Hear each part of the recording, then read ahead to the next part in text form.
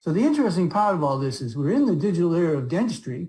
We have all these digital tools. We scan, we plan orthodontics digitally, we can measure the human skull and move parts around and create mesh that will fill in bone defects. It's really amazing. And we have virtual restorative planning and scanning. And yet, despite all these digital advances, we have numerous occlusal forcing and restorative complications that are actually worse in implant dentistry than they are in conventional crown and bridge dentistry. So despite all the macro making of teeth, the scanning, the planning, the designing, the milling, that doesn't guarantee you the occlusion is going to come out well. And that is the real problem. That is the real problem you face every day in your practice. And here's an example of that. This is an 8-year study on 114 full arch implant cases. 54% of them broke. And another 26% broke a second time. And this is not uncommon because once it breaks here, it's going to break again. And breakage is a function of the rigidity of the systems, but also of the occlusion and how the occlusion is managed, which is not actually considered by us as dentists. We don't think the occlusion is the reason the person broke something after 3 years or 2 years or 5 years. But cyclic overload is a function of how you deliver the case. This is a typical scenario that goes on when a lot of dentistry is done. I had a lot of dental treatment done about 2 years ago. I had some crowns and some overlays and inlays done on all quadrants of my teeth. And after that, my bite was just completely off. And I had a lot of pain in biting, a lot of heat and cold sensitivity, particularly cold sensitivity, a lot of difficulty relaxing my teeth and jaws, even just when I was not chewing, just in a regular, holding pattern. And agonized basically for 2 years, wondering what I could do. And I happened to come across Dr. Kirstein's information on the web and knew I had to get in here. And 1 week post-treatment, I feel as though my jaw has completely relaxed and has been allowed to come forward more. I was particularly feeling a lot of sensitivity on the left side, but it feels so much better now. Cold sensitivity? Cold sensitivity has started to decrease. I'm much better able to chew harder foods, things like broccoli or carrots or things that have more snap to them, nuts in particular, where before I really had to baby them and practically suck on them. Now I can actually bite on them, which is just amazing to me. So I feel there's just been a tremendous improvement. So what treatments did you have after the crowns were made? You had the dentistry done. What did you try to do for help? So actually I went back to the original dentist several times, and he would use the blue tapes and just try to grind down the teeth just from looking at the regular blue tapes.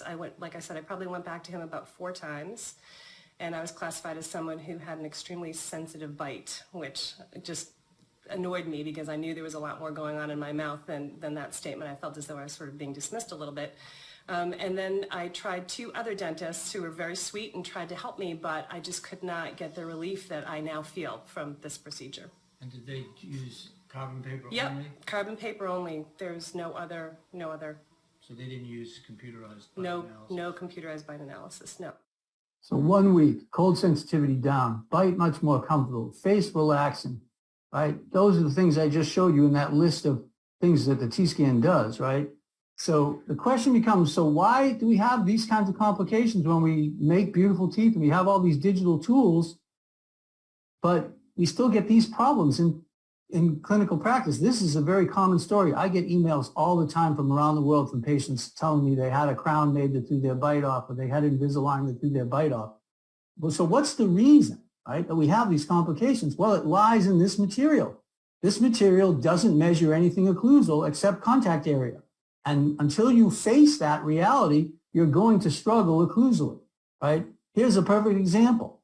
3 large paper marks on this lower molar. Counterpart, 3 large paper marks on this upper molar. Look how healthy the tooth structure is, right? Now look at the exposed dentin and the paper marks really on the outside of the exposed dentin. Here's exposed dentin, paper marks pushed away from the exposed dentin. So if the damaging contacts were these large paper marks, why is the tooth structure so healthy? Well, the reason is this. The extreme pressure on the 2 molars has destroyed the enamel. If the enamel can't survive, how can the paper survive? Think about it logically. It's paper and ink. So what happens to the ink? It gets pushed to the periphery where the forces are being dissipated. But in the middle, there's no ink because there's exposed dentin. How can the paper survive? How can the ink survive if there's extreme force on the destroying the enamel? And this is your true problem every day. What does this mean? If we adjusted here, we would worsen this. Right?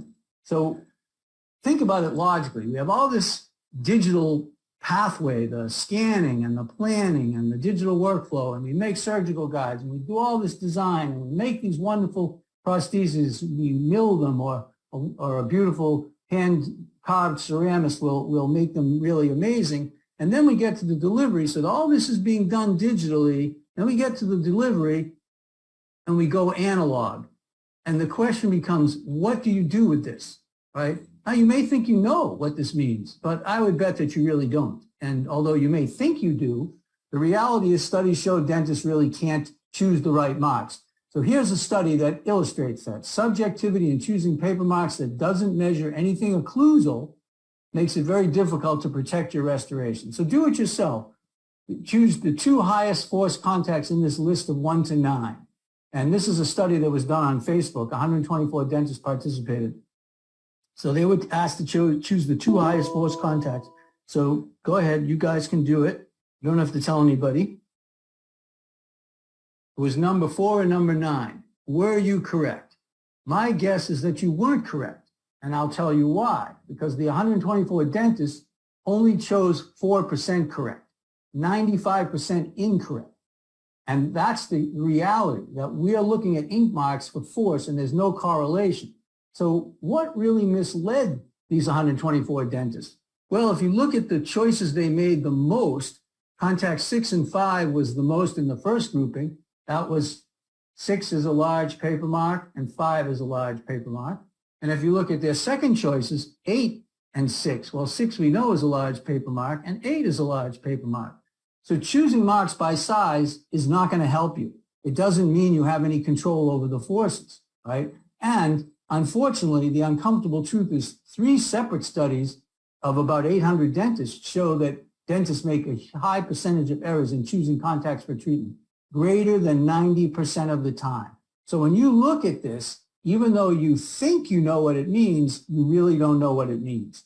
And choosing the wrong contacts then has a lot of sequelae, like breakage and fracture and difficult patient adaptation and bone loss around implants and screws coming loose and things that go wrong. Because choosing the wrong contact means you leave a problem contact in place. So what are you really missing with this medium? You're missing 3 things: force, occlusal contact forces, pressure mapping, and timing. All key information that helps protect your cases. While if you can control them, you get outcome predictability. Because what the T-scan really shows you is which damaging contacts you should treat and which healthy ones you should leave alone by mapping the data to the carbon paper marks. So you know which carbon paper marks are low force and which ones are high force. And then you choose correctly.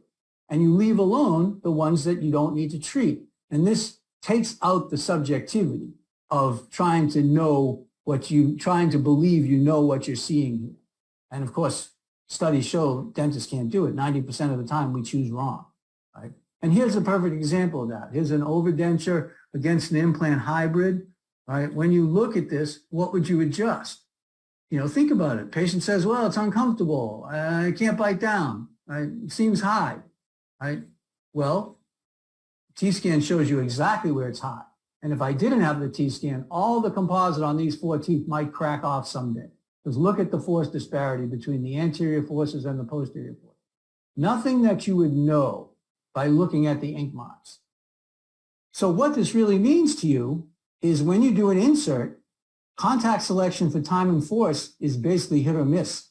And the patient saying it feels good doesn't mean that it is good. That just means that they don't notice how good or bad it is. And with implant patients, they don't have the ability to tell you whether it's good or bad, really.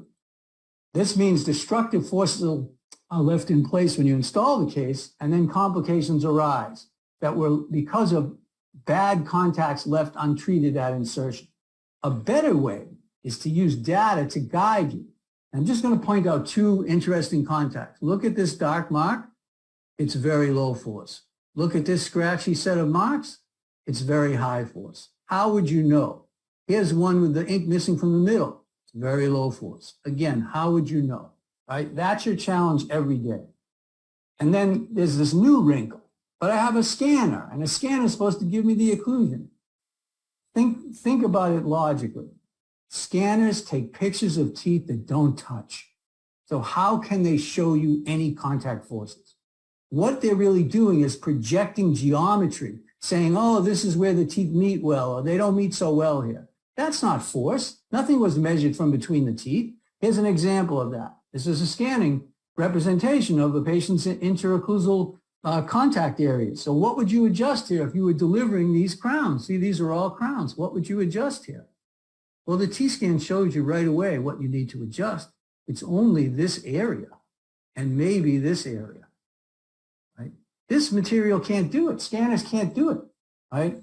So if you want to protect your adhesive dentistry, your aesthetic dentistry, you need to be able to use data. So how you do it is you record the data of this is an orthodontic patient who's finished. He finished with a 63% left, 38% right, and he has headaches and TMJ problems after braces. Well, this is one of the reasons why. It's twice as forceful on one side. But the orthodontist couldn't see that because he didn't have a T-scan. Right? So what you do to adjust this bite is you map the data to the carbon paper like this. Right? There's the canine. If we come to the 2-6 mesial, this is a very high force contact, which is a large mark. If you come a little more distal and labial, you have a moderately forced mark. If you go a little more distal and lingual, you have a fairly forceful mark on this incline. And that's what you do with the data. Now, if you think you understand the marks and you think you know what you're talking about with the force and size, you don't. Here's the largest mark in the side. It's one of the lowest force contacts. This is your challenge every day. What do these marks mean? How can you decipher which ones to treat, which ones to leave alone? The T-scan provides you with that information.